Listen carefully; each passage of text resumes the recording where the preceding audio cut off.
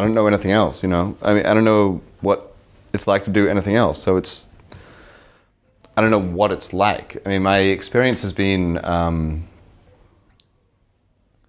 good. I mean, I feel a deep sense of purpose in what I'm doing and why I'm doing it, except that to me is what photography is about. I mean, I've tried the assignment business and it sucks. Like, somebody calls you and says, go off and photograph, some idiot skinny lady walking down a runway with a gown on. Like, go fuck yourself. I hate things like that. I hate this frivolous nonsense. Which is why I've turned into the photographer that I've become, the person that I've become. I choose my stories. I decide what I want to photograph and I decide what I don't want to photograph. I put story ideas in front of people so that I can shoot them rather than have somebody, which is unlikely anyway, somebody call me and say, can you please go up and photograph some fashion idiot? Or a politician for that matter. They might as well share the same stage, in my opinion. My work, though, I spend a lot of time as a percentage of my life. So I spent years photographing refugees and looking at issues of displacement, civil unrest, and landless people like the Kurds. I went, I had, through Emmanuel invited me onto a commission that he had for the State Library of Victoria, photographing the Kosovo refugees as they took safe haven at various camps around Victoria in Australia. And my exposure to these people, I mean, I felt I was beginning to learn about the world, and I think I had traveled maybe 3 times outside of Australia at that point. But the stories that they came to Australia with were so awful, I couldn't believe it. I mean, I actually remember not believing some of the stories. This idea of, say, a Serbian neighbor coming into an Albanian's house and putting, the infant baby into the oven and cooking it in front of the mother in order to torture her. I don't know if that happened, except I've heard similar horror stories from that conflict that have been used in trial. Now, that sort of set me on this path to try to explore who these refugees are, what they're seeking, and why they would be trying to come to Australia, what it means to not have a homeland. And eventually it led me to Kurdistan, Iraqi Kurdistan, in fact. So I was there in 2002 after sort of 4 years of going around the world photographing different refugee stories. And in 2002, the Kurds sort of, as a result of the no-fly zone that was imposed by the United States and the United Kingdom, the Kurds almost had their own land. Saddam's forces were not allowed to cross a certain parallel, and Turkey, Syria, or Iran were not allowed to come into Iraqi Kurdistan. So they had this sort of quasi-democracy. I think it's a loaded word, I hate it, except it's almost what it was. Some sort of freedom, in any case. But when I went, for the first time, I think, maybe in my life, I actually fell in love with the people over a story. So my focus went from refugees and stateless people to the Kurds in particular. A few months after I got back, I was out selling the story, and Colin Powell ended up in front of the UN and, virtually declared war on Iraq. So I realized I needed to go back because the Kurds had been raped numerous times in the past by the United States through the US's inaction in response to having asked the Kurds to rise up against Saddam. And I said, if this takes place again, I'm going to bear witness and I'm going to make these people responsible for what they do. It being 2012 now, we know that if anybody is a victor in Iraq, it's the Kurds. So in 2003, I was there, throughout the year. And I ended up moving down to Baghdad. My interest waned in Kurdistan because there was quite literally nothing happening there. I mean, people were eating hamburgers, making milkshakes, and nothing to shoot. So I moved to Baghdad and actually started covering the wider country of Iraq with the New York Times. I got really lucky. I was in the palace at the last major city in Iraq to fall was Tikrit, which is Saddam's hometown. And I was walking around the palace. I wasn't allowed to talk to soldiers or photograph soldiers because I was a unilateral, as they called us. And so I just followed these two soldiers with my friend and our fixer. And we were following these two guys around the palace who were like taking stupid pictures of one another, like grabbing in one of Saddam's palaces, grabbing a telephone and pretending to call home to mom. And he hopped onto a banister in a stairwell and said, "I've always wanted to do this," and slid down and took a picture. I didn't send it to my agency or anything. I drove down to Baghdad. There was like quite literally 1,000 press in the Palestine Hotel. This is no place for me. I've always been deterred by the presence of press. If there's somebody there, I don't need to be there. My responsibility is to be where there is nobody else. So I went down to Kabbalah, where for the first time there were, the Shia were going to I think it was the shrine of Hussein, and they were going around, and I saw Alexander Bulat, and I saw James Nachtwey, and I was like, I'm getting out of here. These guys are too good. I was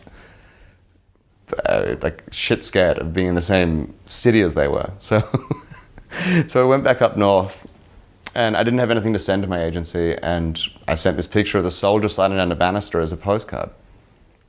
Apparently I sent it in on the right day because Time magazine was closing, and they needed the war's finished, the invasion is finished picture. And my picture of the soldier sliding down the banister ran across 2 pages as one of their center spread pieces. It was then chosen as a picture of the year, and I hate to say it, but it launched my career. I mean, when the New York Times gave me work, first in the North and then in Baghdad, I called the desk to introduce myself, and I said, I don't know, you wouldn't know my work, I haven't got a website or anything, but I shot that picture of the guy on the banister in Time magazine. They were like, oh yeah, of course, you can work with us. I found out later, of course, that other Times photographers had vouched for me, which was lovely, but it's like that picture, I don't even really like it, except it has a lot of meaning in my life now.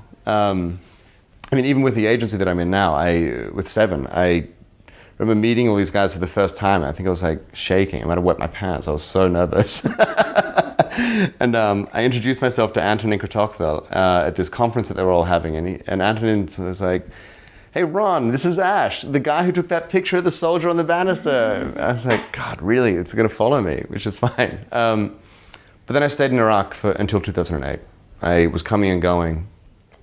And it was in 2004 that my life that I live today really began. And I'm going to take a sip of beer before I go any further.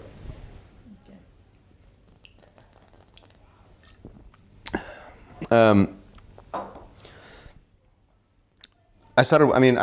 this point, I had moved from Australia to New York. I was living with the love of my life, Joanna, in her apartment in Manhattan, and I was spending 2 months there and then 2 months in Iraq, 2 months there, 2 months in Iraq. And I became, I don't know how, except like I was the new shit guy at the New York Times that nobody knew, and like, you don't want to work with a new guy. Like, what's the point when you have so many great photographers? But somehow I started getting this work. I mean, people started going to the country less. It became a lot more violent, and I started shooting a lot of combat. Like, my interest was never in people pulling the trigger and trying to kill one another, but that changed. Like the war changed, or the invasion changed. The invasion turned into a war. All of a sudden, the Americans were actually fighting for their lives. The insurgency was exploding around them. I mean, the country of Iraq, from like Duhok up in the north to Basra in the south, we used to be able to travel, drive over a few days from Duhok down to Basra and stop anywhere we wanted on the way, and it was totally, completely safe. I mean, there might be like guys with guns on the highway trying to rob you, but then you turn off your lights and drive through. It was never a problem. But then in 2004, the Iraq that we experienced got smaller and smaller, where all of a sudden we couldn't go all the way to Duhok, then we couldn't go to Mosul, then we couldn't go to Tikrit, then we couldn't go to Samarra, then we couldn't go to Bakuba, then we couldn't leave Baghdad, and then we couldn't leave certain neighborhoods of Baghdad, and then there were 3 neighborhoods of Baghdad that we could actually go out in, except to go out in any of those 3 neighborhoods, it was 3 days of planning. It became so dangerous that it became almost impossible to work. So we started spending more and more time embedded with the Americans. And embedding is this awful word that the US military put on what photojournalists do. I mean, Jim Nachtwey, I forget what conference it was, but he said, like, embedding is something that I do with my girlfriend. It's not with 40 soldiers in the middle of the desert. Embedding is just journalism. Embedding is living with a subject, is gaining their trust, is trying to tell their story, is trying to become not so much invisible as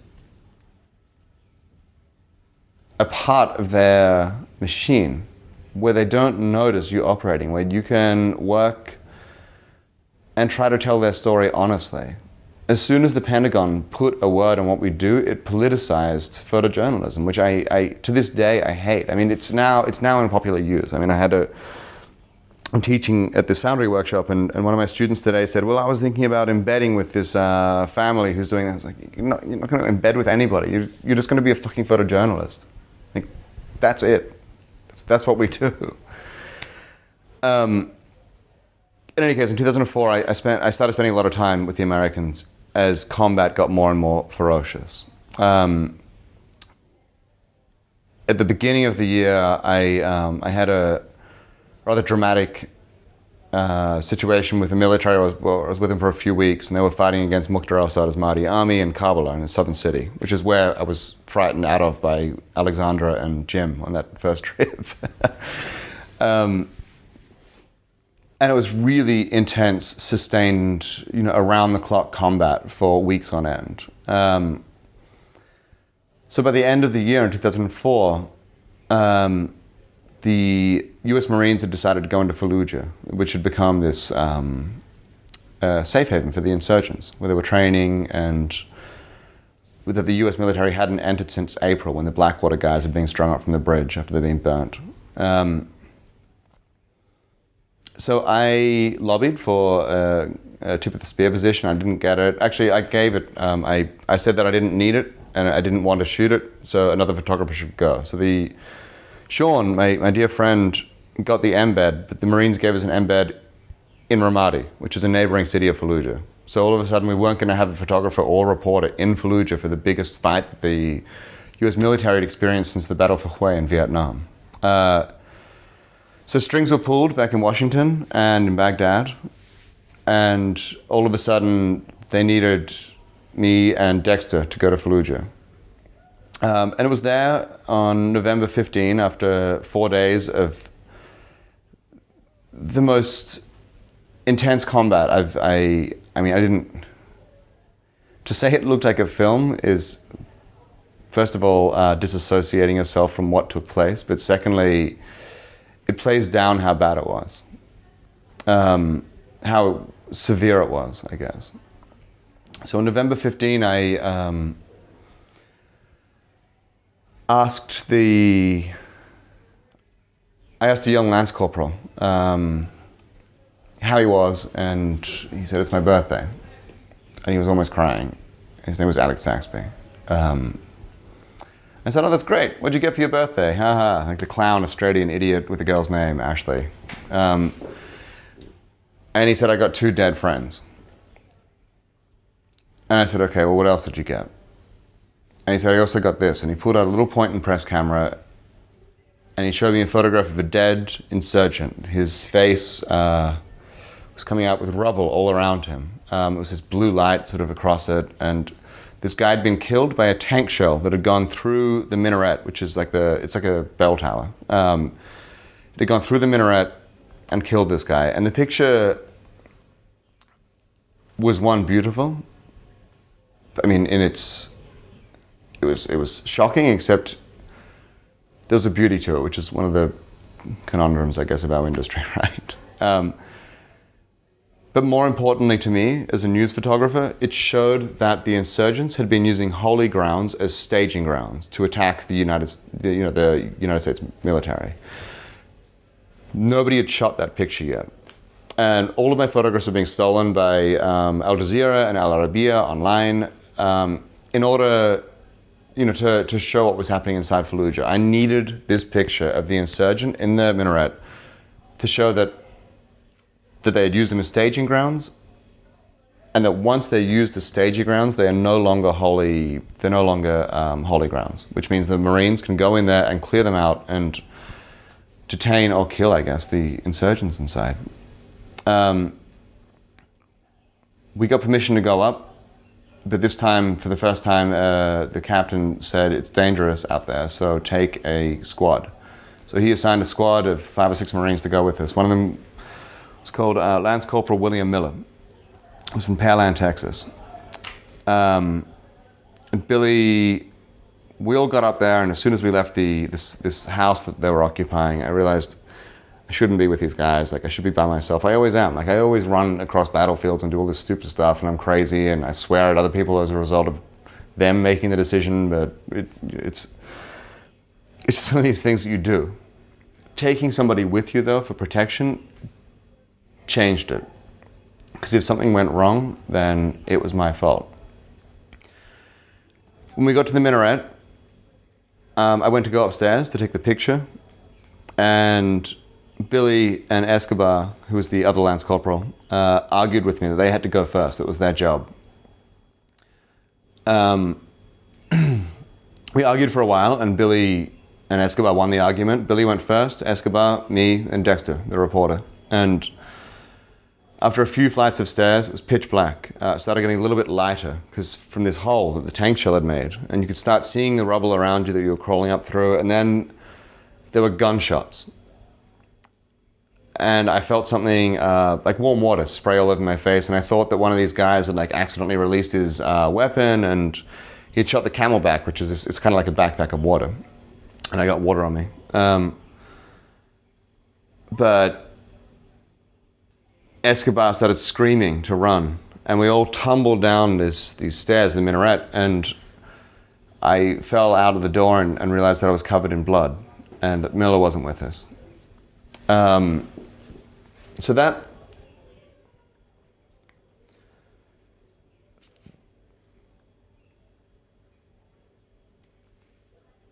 what I live with this day. I mean, I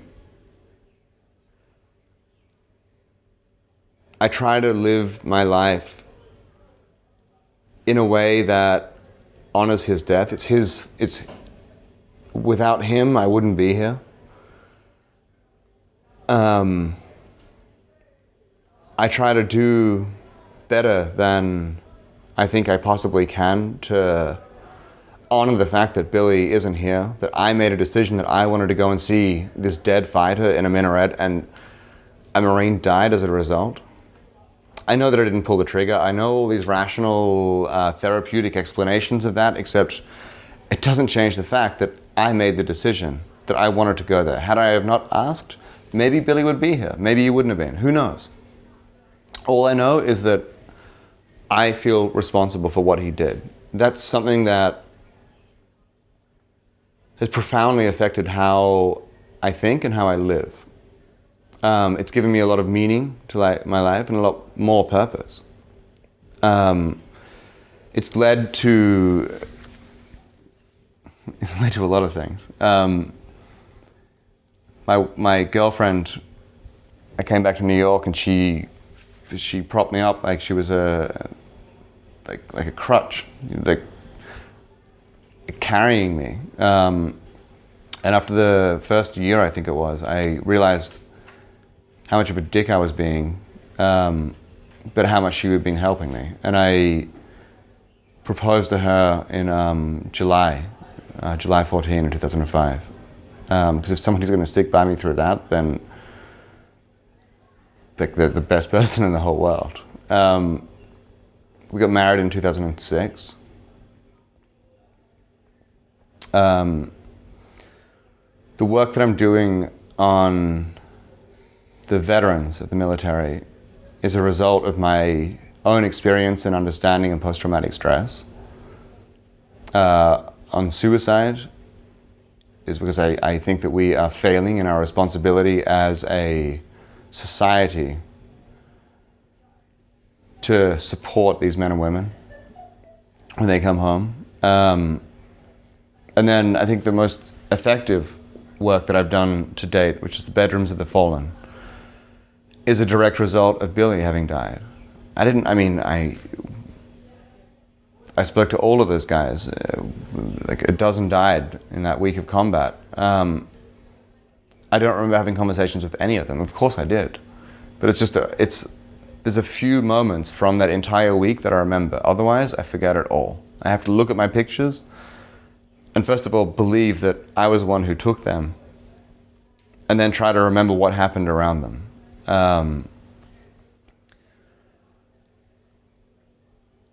So the Bedrooms of the Fallen is intended to bring these guys to life for a moment. It's photographs of intact bedrooms in family homes as they're being left and I guess turned into a memorial by the family, a shrine, if you will. When you see their mugshots in the uniform and the template story from the AP or from the local press that says they liked taking their buddies to Red Lobster on Monday Night Football, or is it Sunday night? I don't know, Monday Night Football, I guess, who knows? It's bullshit. It's the same thing every single time. You replace the name and the age and the rank, and then you run the story. Everybody likes Red Lobster, everybody likes the football. It doesn't humanize the person. It removes the cost of what we're doing there. It removes the sacrifice that some of these families are making. It creates a deeper division and a higher wall between us and them. If we, as a country, decide to send troops to war, we need to take responsibility for what we've done. Instead, we ignore it. Instead, we drop the names of the dead from the newspaper. Instead, the template stories, the obits get shorter and shorter until they just don't run at all anymore. And it's like we're not at war. The bedrooms are a way, I hope, of connecting with these people, of connecting with them as your friends, as your sisters or your brothers, or connecting with them, just connecting with them on a human level. Taking the uniform and the rank away for a moment and seeing them as human beings and seeing them as somebody that we shouldn't miss.